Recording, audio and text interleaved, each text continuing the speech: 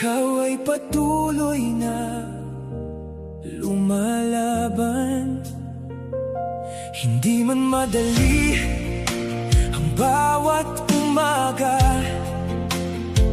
may pagod at sakit na kailangang tiisin pa. Ngunit sa puso mong matatag at matapang, hindi kailanman sumuko ang iyong pangarap. At sa bawat hakbang na iyong nilakaran, may mga taong naniwala sa iyong kakayahan. Sa bawat pagkadapay, muli kang tumatayo dahil alam mong may